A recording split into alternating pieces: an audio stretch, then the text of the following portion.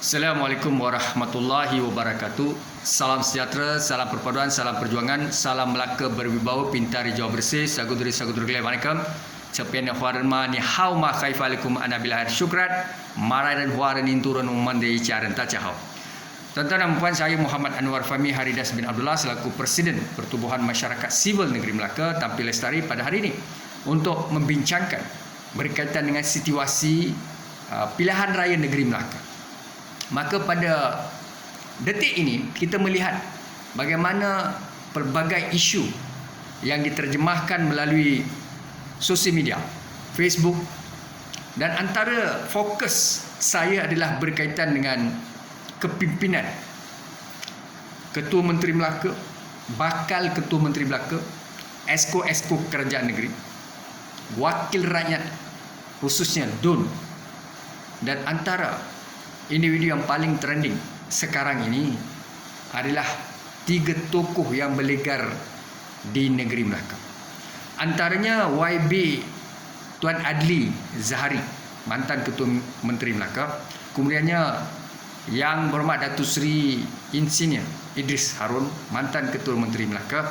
Kemudiannya mungkinlah juga YB Datuk Seri Abdul Rauf Yusof selaku pengerusi Perhubungan UMNO Negeri Melaka maupun mantan Speaker Dewan Negeri Melaka.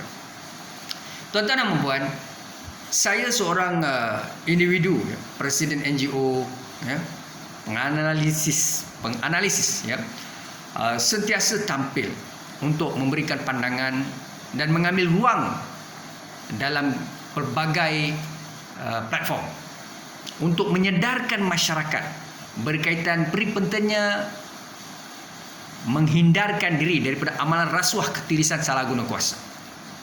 Saya memperjuangkan agenda untuk mencegah rasuah habis-habisan di negeri Melaka di dalam pelbagai sektor atau institusi organisasi di negeri Melaka.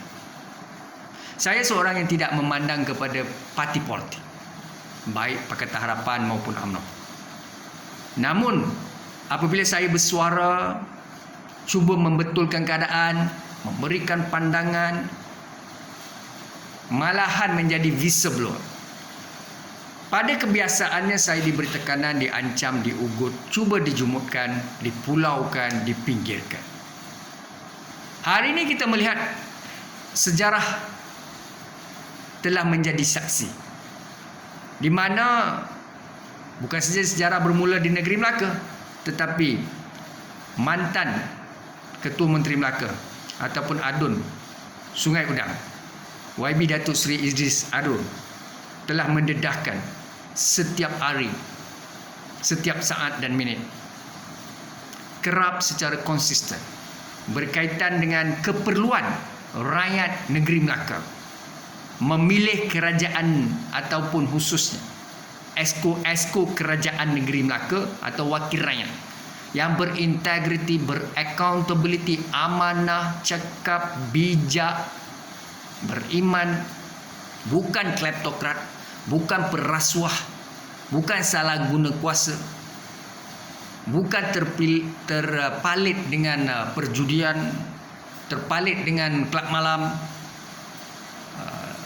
dan mereka-mereka yang mahu menjadi wakil rakyat di negeri Melaka juga tidak membina legasi ataupun turun-temurun berdekad-dekad 15 tahun, 20 tahun menjadi wakil rakyat DUN dan Parlimen. Inilah hakikat di negeri Melaka dan Malaysia. Bagaimana wakil-wakil rakyat ini, mereka sebenarnya terlalu lama dalam sistem kepimpinan. Maka kebarangkalian untuk mereka terus berkuasa, terus melakukan ketirisan, rasuah, walaupun mungkin bukan ramai, tetapi wujud golongan-golongan berkaitan yang mendominasi kepimpinan, dan mereka jugalah yang melantik ketua-ketua jabatan, ketua pusat tanggungjawab. Dan mereka-mereka ini sebenarnya menggunakan politik sebagai pengaruh dan kekuatan mereka untuk terus berkuasa dan melakukan apa saja kemampuan mereka Yang paling saya sedih adalah golongan intelektual, mereka-mereka yang frontliner maupun golongan-golongan berilmu, sarjana, profesor, Datuk Tan Sri, Datuk Sri, kalau ada pun Datin.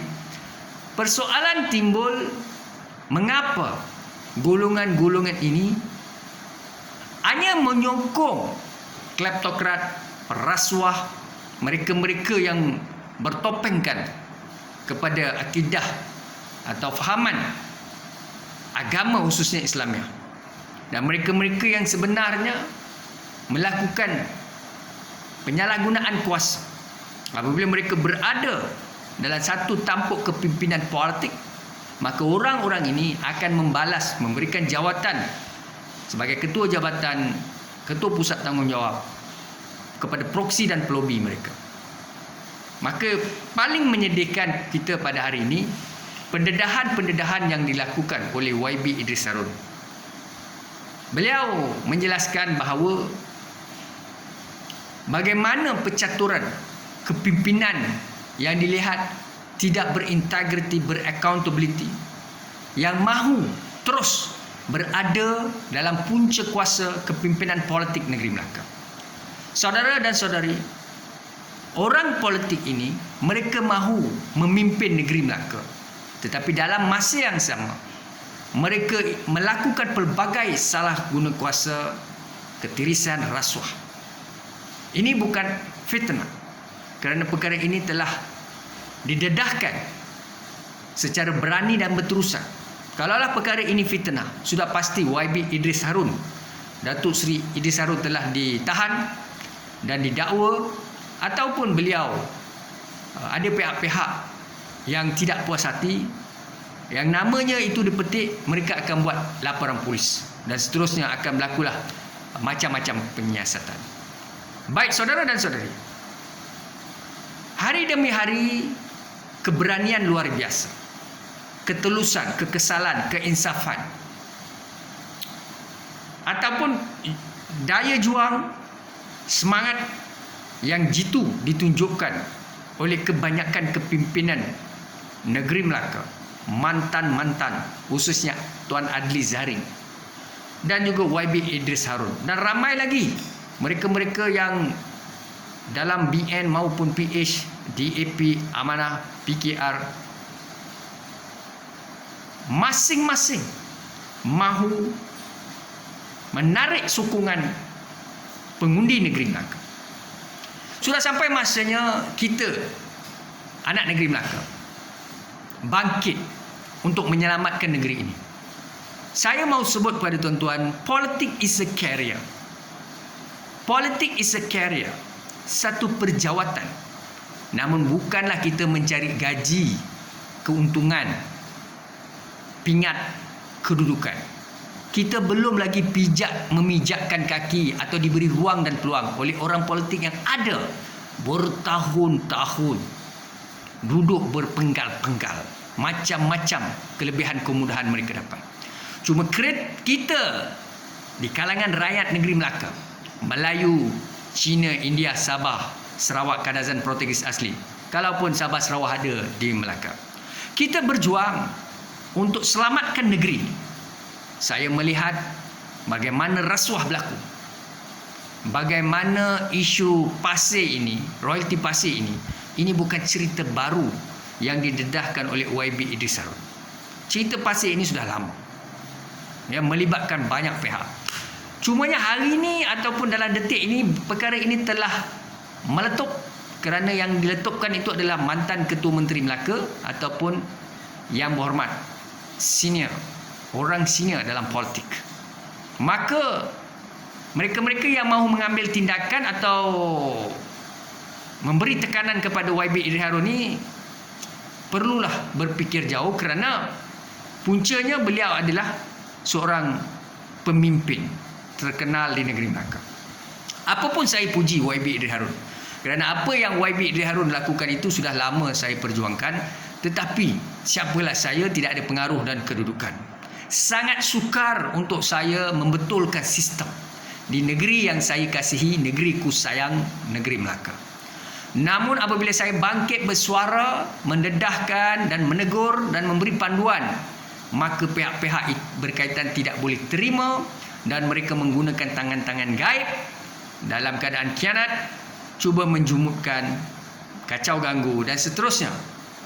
Tidak mahu beri ruang dan peluang untuk saya terus maju ke hadapan bersama pemimpin-pemimpin negeri Melaka.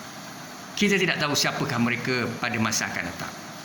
Tuan-tuan dan puan-puan, sebab itulah saya melihat kalau kita mahu melakukan perubahan untuk menyelamatkan negeriku sayang, iaitu negeri Melaka, maka kita perlukan insan-insan yang berintegriti. Saya tidak ada isu dengan mana-mana parti politik. Walaupun YB Idris Harun menyatakan bahawa Pakatan Harapan adalah antara parti politik yang terbaik, kalau tanya saya sekarang ini, saya pun akan sebut perkara yang sama, sedangkan saya sudah sebut daripada tahun 2018 lagi. Kerana contoh yang ditunjukkan oleh Barisan Nasional dan UMNO ini menyebabkan rakyat menolak Barisan Nasional dan UMNO pada tahun 2018. Namun demikian, parti politik masing-masing mempunyai dasar warsa blueprint agenda politik mereka. Dalam parti politik UMNO Barisan Nasional maupun apa-apa parti politik di Malaysia termasuk Pakatan Harapan, bukanlah bererti semua pemimpin politik itu korup, salah guna kuasa. Ada di kalangan pemimpin-pemimpin yang berintegriti, beraccountability, karisma, knowledgeable, berpengetahuan, tetapi mereka tidak diberi ruang dan peluang, baik dalam Puteri UMNO, Pemuda, baik dalam Barisan Nasional, MCA-MIC, yang ada pemimpin-pemimpin veteran, sebahagian segelintirnya kleptokrat, maupun dalam mana-mana parti termasuk Pakatan Harapan. Kalau tuan-tuan melihat dalam Pakatan Harapan, agenda politiknya lebih kurang sama dari segi legacy. Pemimpin-pemimpin veteran, tuan-tuan boleh tengok berapa lama pemimpin politik dalam Pakatan Harapan dan Barisan Nasional ini kekal. Tidak, saya bukan saja merujuk kepada perjuangan mereka, namun saya melihat kepada legacy mereka. Betapa lamanya mereka kekal, 15 tahun, 20 tahun, 30 tahun. Dan apakah perubahan yang telah mereka lakukan? Dan apabila kita mahu bangkit bersama, sebahagian besar daripada anak muda, belia, entrepreneur, profesor, scholars, ada sebahagian besar daripada pemimpin BN dan PH takut dengan kehadiran dan kemunculan kita. Maka mereka mahu kita menyokong dan terus memberi undi, menyokong, memberi undi, menyokong, memberi undi. Akhirnya apa yang mereka lakukan di atas itu? Baik, kita perlu ada satu sistem di mana politik ini tidak dikuasai oleh orang yang sama bertahun-tahun. Ya, nak tunggu satu term 5 tahun, punya lama. Nak tunggu lagi satu term 5 tahun, 10 tahun. Kalau 3 term nak tunggu mereka pilihan raya, maka 15 tahun. Kita pun tidak tahu kita hidup ke sudah tak ada lagi. Sebab sekarang ni COVID-19, ancaman COVID ini, nyawa manusia ini pendek. Jadi siapa yang masuk politik sekarang ini, PRU 15 ni, atau pilihan raya negeri Melaka yang ke-15, dia akan dapat 5 tahun akan datang. Tuan-tuan dan puan, kalau parlimen dibubarkan, begitu juga 5 tahun. Dan saya sebut dah pandemik COVID-19, kita tidak tahu nyawa siapa panjang, nyawa siapa pendek. Yang mana mereka dapat merasa, mereka dapat berjuang, mereka dapat ikhtiar, maka mereka akan terus dapat kekal dalam landscape kepimpinan politik. Saya tidak ada hasrat untuk terlalu gairah untuk terlibat dalam politik, tetapi saya ingin maklumkan pada tuan-tuan, tahun 1994 ketika usia saya lebih kurang dalam 19-21 tahun, sehinggalah hari ini 46 tahun, maka perjuangan saya untuk menjadi ahli parlimen dan ADUM cukup tinggi. Cuma tidak ada ruang dan peluang. Saya pernah terlibat dalam perjuangan Datuk Seri Anwar ketika saya jadi mahasiswa. Ditangkap, dibuang pengajian, ditarik beasiswa, diugut, diberi tekanan, disenarai hitamkan dalam penjawat awam pada ketika itu hanya kerana menyokong reformasi. Dan tidak ada sambutan, tidak ada apa-apa penghormatan daripada sesiapa. Kemudian saya berada dalam UMNO, walaupun saya bukan Bumi Putera Melayu, membantu melakukan aktiviti-aktiviti NGO, memperjuangkan isu rakyat, ibu tunggal, mereka yang mahu melanjutkan pengajian, masalah berkaitan penempatan Sungai Setinggan, masukkan api dan air di kampung, membantras dada jenayah, memperjuangkan masa hadapan anak bangsa, macam-macam. Daripada Johor Bahru ke Kuala Lumpur, kemudiannya di Putrajaya, saya ke Kuching, kemudian saya balik semula ke Melaka. Namun itulah hakikatnya, saya balik ke negeri saya. Kalau tanya saya, adun dan ahli parlimen yang ada sekarang ini, baik dalam BN maupun PH, masing-masing mahu mengekalkan kerusi masing-masing. Dan itulah hakikat politik di Malaysia ini. Apapun, saya seorang yang memperjuangkan menentang rasuah salah guna kuasa. Saya mempunyai idealisme, mempunyai kemampuan, mempunyai akal, pemikiran, tetapi tidak ada ruang dan peluang. Dan saya hanya mendoakan. Penat dan letih memberi pandangan, idea, menulis paperwork kepada pemimpin Kerajaan Persekutuan dan Kajian Negeri, baik Barisan Nasional maupun UMNO PH. Perkara ini telah lama saya lakukan kepada Kementerian Menteri, Perdana Menteri. Dan pelbagai idea yang saya sarankan diguna pakai dan dimanfaatkan di peringkat Kerajaan Persekutuan dan Kajian Negeri. Namun ruang dan peluang untuk saya itu tidak ada. Dan soalan ini mungkin ditanya oleh tuan-tuan, mengapa saya mahu menjadi ahli parlimen atau adun? Soalan itu patut kita tanya kepada ahli parlimen dan adunnya sedang ada dalam sistem. Bukan 5 tahun tuan-tuan, 15 tahun, 20 tahun, 30 tahun, 40 tahun. Apa mereka buat? Apakah pembaruan? Mengapa isu rasuah, salah guna kuasa, ketirisan tidak boleh dicegah? Tidak boleh ditangani? Kalau saya ada dalam ESCO, kalau saya ada dalam jemaah menteri, kalau saya ada dalam sistem itu, sudah pasti saya akan perangi rasuah, salah guna kuasa, penyelewengan habis-habisan. Dan kalau saya diberi satu organisasi, satu portfolio sebagai ESCO ataupun jemaah menteri atau menteri, maka saya akan buat yang terbaik. Cuma orang macam saya ini bukan saya seorang. Di Malaysia itulah masalah kita. Pemimpin yang lama mahu masih kembali menjadi pemimpin, tidak mahu withdraw. Pemimpin muda, belia-belia, anak muda, entrepreneur, businessman, profesor, pencen dan sebagainya, tidak ada ruang dan peluang. Dan saya sangat sedih dengan sistem di Malaysia ini, kerana kita ada ulama seperti mana Tuanku Sultan Raja Nazri menyatakan, ulama membisu terhadap kepincangan rasuah, salah guna kuasa. Mereka-mereka setengahnya golongan-golongan intelektual, profesor, think tank, ketua jawatan, mereka hanya memikirkan yang pentingnya politik, parti politik itu berkuasa dan mereka akan mendoakan dan mengharapkan jawatan ataupun mereka mendapat pelbagai perlantikan termasuk pingat. Dan apabila berlaku ketirisan, rasuah, salah guna kuasa di kalangan pemimpin, kalaupun mereka tahu, mereka akan senyap. Yang penting bagi mereka, mereka dapat jawatan dan kedudukan. Itulah sistem di Malaysia. Hari ini kita melihat bagaimana sistem di Malaysia ini. Baik kita melihat kepada eksekutif, kita melihat kepada separation of power itu, eksekutif, legislatif, judiciary. Tidak ada pengasingan kuasa ataupun satu pihak dengan satu pihak mempengaruhi antara mereka. Baik sistem kehakiman, baik sistem kepimpinan, baik sistem perundangan. Ini masalah. Sebab itu agensi penguatkuasa kita amat menyedihkan.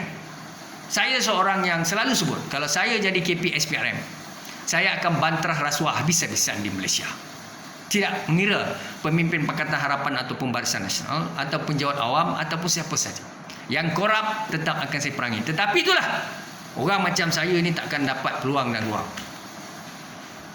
Dan kita sedih dengan agensi-agensi penguasa di mana harapkan pegar-pegar makan. Saya bukan memburukkan SPRM dan bukan orang pertama bercakap tentang SPRM. Setiap hari dalam laman media sosial, dalam apa-apa medium, Bila nampak saja SPRM macam-macam pandangan orang. Tapi saya seorang yang sentiasa menyokong penuh pegawai-pegawai SPRM, agensi frontline dan sebagainya. Cuma yang saya sedih. Yang saya sedih ini perlakuan segelintir daripada pegawai-pegawai kanan dalam SPRM. Dan begitu juga mereka-mereka yang baru ini di Johor Bahru ditangkap dan lari lintang pukak, ya, cuba didakwa di Mahkamah Tinggi Johor. Begitu juga 3 pegawai SPRM yang sebenarnya mencuri wang yang disita, ya. Dan ini perkara yang memalukan. Dan banyak lagi isu-isu. Ada anggota SPRM terlibat dengan dadah dan jenayah yang parah. Dan isu ini bukan isu baru. Apa sudah jadi dengan Malaysia dan apa sudah jadi dengan Melaka? Baik, saya akan terus berfikir dan berikhtiar apa caranya untuk menyelamatkan negeri Melaka ini, kerana saya risau. Saya tidak ada dalam sistem itu. Dan saya hanya mampu bersuara di peringkat akar umbi dan setakat manalah suara saya. Dan saya melihat pada kebiasaannya mereka-mereka inilah, kalau untung nasib mereka, mereka yang lakukan rasuah salah guna kuasa ini akan naik semula. Mereka memimpinlah Melaka ini dengan cara mereka, dan mereka akan lantiklah ketua-ketua jabatan, ketua-ketua pusat tanggungjawab, ya, GLCs dalam pelbagai company syarikat sebagai pengarah CEO. Di negeri Melaka, pelbagai syarikat di bawah kerajaan negeri, badan berkanun dan sebagainya. Inilah proksi dan pelobi ini akan dapat menjadi pengarah-pengarah. Dan pengarah-pengarah ini, mereka melakukan segelintir daripada mereka yang saya kenal melakukan salah guna kuasa terhadap permohonan saya juga untuk adalah 1-2 perkara yang saya tidak dedahkan dalam video ini. Tuan-tuan dan puan-puan, macam-macam saya melihat. Kita ikut saluran yang betul, tetapi mereka tidak langsung memberi ruang dan peluang. Sebab mereka tahu keberanian kita, integriti kita, dasar kita akan menentang rasuah. Yang saya pelik, mengapa ahli politik adun di negeri Melaka ini khususnya, yang lama-lama ini tidak mahu turun. Ini tanda soal bagi saya. Dan inilah masalah negara kita dan negeri Melaka. Saya harapkan kepada pengundi negeri Melaka, tolonglah kita terus perangi mereka-mereka yang korup dan salah guna kuasa di negeri Melaka. Jangan tengok kaum, agama, bangsa atau parti politik. Tuan-tuan, yang kaya mereka, yang dapat gelaran YB mereka, Tan Sri Datuk mereka, yang dapat segala kemewahan mereka, setakat beri RM50, RM300 untuk kita mengundi mereka, ataupun menjalankan kerja-kerja memacak bendera dan sebagainya. Dan kemudiannya kita mengharapkan ruang dan peluang daripada mereka. Sebab itulah saya menyeru kepada rakyat negeri Melaka, marilah sama-sama kita selamatkan negeri Melaka. Begitu juga dengan adun-adun Pakatan Harapan yang pernah menjadi kerajaan negeri dahulu, saya kenal. Dan bagaimana perlakuan mereka pun saya tahu. Janganlah pandang kepada kulit individu.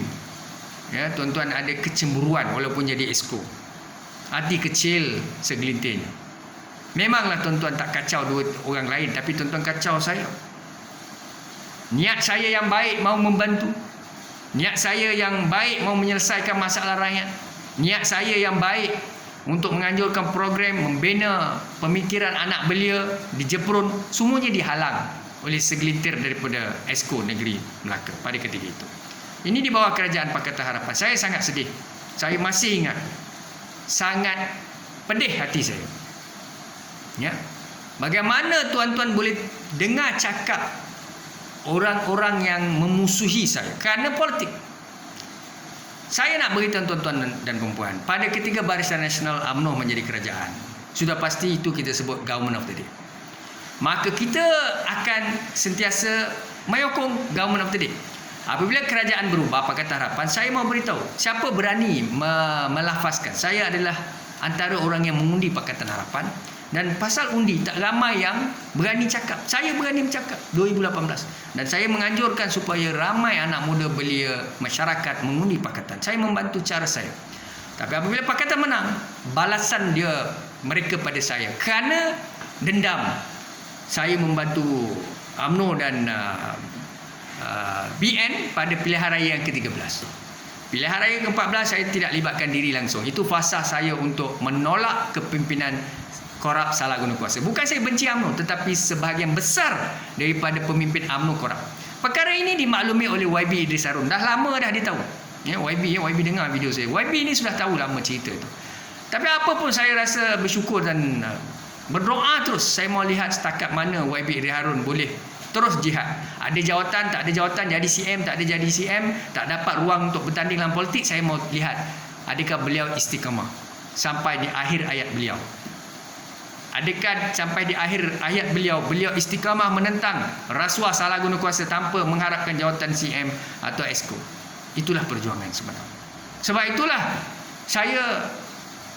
apabila saya membantu wakil rakyat di Parlimen Alor Gajah, akhirnya saya berhadapan dengan pemimpin-pemimpin Pakatan Harapan pada ketika itu, PRU 13.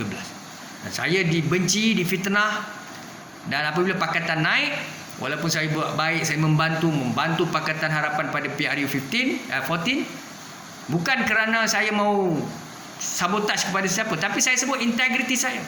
Apabila pemimpin korup baik dalam BN ataupun PH, saya akan tolak. Itulah yang berlaku apabila saya melihat pada kes Wan Malaysia Dana dan penjualan harta-harta aset Mara, Velcra, tabung haji. Ini telah membuka pemikiran saya. Maka saya dengan tegasnya terus mau menyelamatkan Malaysia. Namun itulah balasan oleh sebahagian besar daripada Exco.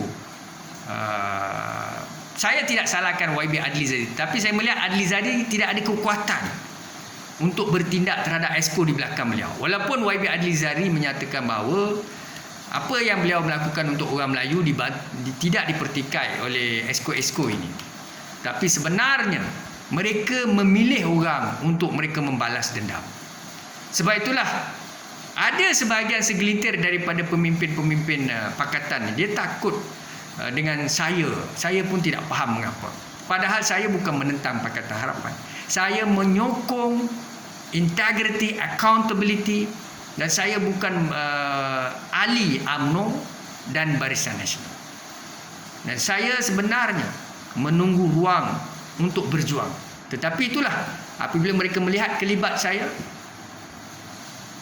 perjuangan saya, integriti saya pun tidak faham kenapa segelintir daripada pemimpin pakatan dibimbang. Apa yang dibimbang? Saya bukan mencari jawatan Ketua Menteri Melaka, bukan mahu bersaing dengan mana-mana pemimpin. Dan ingatlah, seperti mana yang diperkatakan oleh YB Tuan Adli Zahari, termasuk YB Idris Harun, jawatan Ketua Menteri Melaka ini bukan jawatan satu dua manusia. Ia adalah jawatan yang sebenarnya terbuka kepada siapa. Saya tidak pernah berhajat jawatan-jawatan begitu.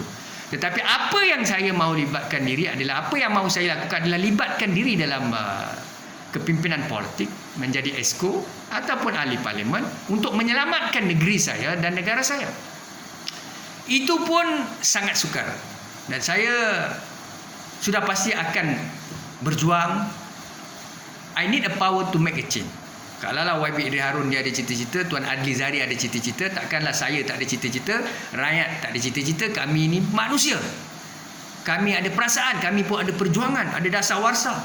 Kalau YB Idris Harun boleh bercakap dengan berani, saya pun ada kekuatan itu. Kalau Tuan Adli bercakap dengan berani, begitu juga dengan Exco lain, semuanya. Saya sebut ulang suara banyak kali. Saya tak ada cita-cita nak jadi PM ke, CM ke, tak ada. Cita-cita saya adalah untuk menjadi Exco ataupun ahli parlimen. Nah, apa yang boleh saya buat di negeri Melaka dan di parlimen, kalau ada pun. So tolong jangan dengar asutan-asutan si kitol, pendengki, pengkhianat yang cuba mempengaruhi presiden-presiden parti. Sebab orang yang rapat dengan presiden-presiden parti ini, sebahagian segelintirnya akan pukul canang. Dia sebenarnya tak selesa dengan kemunculan kita. Maka mereka inilah yang sebenarnya akan bisik-bisikkan. Presiden ni pula, dia bergantung dengan 2-3 kad manusia di kiri kanan beliau. Maka inilah jadi masalah. Tapi apa pun ingat tuan-tuan, rezeki ini Allah Ta'ala beri. Kalau Allah nak buka, Allah buka lah ijab itu. Dan apapun, saya akan sentiasa melihat siapakah barisan kepimpinan Pakatan Harapan yang akan datang dan Barisan Nasional ataupun UMNO. Dan saya tidak akan putus asa. Dan saya akan terus berdoa untuk kebaikan negeri Melaka. Marilah kita berjuang. Ikut SOP, dengar pandangan ataupun arahan KKM, MKN, Polis Diraja Malaysia. Selamatkan negeri kita. Jangan degil, langgar SOP dan akhirnya membawa padah dan menghancurkan masa depan diri kita, keluarga kita dan negeri kita. Teruskan perjuangan. Jangan taksub dengan parti politik. Lihat kepada kualiti kepimpinan adun. Saya sebut banyak kali, saya nak keseimbangan. Saya tidak mahu di negeri Melaka ni Melayu 100%, Cina 100%, India 100%. Tidak sesuai. Lama sudah saya bercakap perkara ini. Kita mahu Exco yang paling ramai sudah pasti Melayu sebab dia peratusannya tinggi populasi. Kemudiannya Cina, kemudiannya India. India jangan satu orang. Sangat menyedihkan. Letaklah 2 atau 3, paling tidak 3 wakil rakyat. Jadi harapan kita begitulah. Buat perubahan. Dan jangan kuasai CM. CM ni pula, dia nak buat baik pada orang tak boleh sebab dia bergantung pada Exco. Saya dah ada pengalaman apa yang mereka buat pada saya. Sekarang saya melihat secara positif. Tolonglah jangan buat kerja-kerja khianat. Kerja-kerja hanya membantu kawan-kawan. Tolong antara kalian. Tetapi apabila saya insan yang berjuang dengan wang poket saya, keringat saya, perjuangan saya, cuba jumuhkan saya, takut dengan kemunculan saya dan tidak mahu memberi ruang dan peluang untuk saya. Tuan-tuan, kalau Allah buka saya rezeki saya bukan kejar duit, pangkat, kedudukan. Saya akan perangi habis-habis mereka-mereka yang rasuah, salah guna kuasa, pengkhianat, mereka-mereka yang sebenarnya menzalimi rakyat di negeri Melaka dan Malaysia. With that, syukran dan terima kasih. Assalamualaikum warahmatullahi wabarakatuh.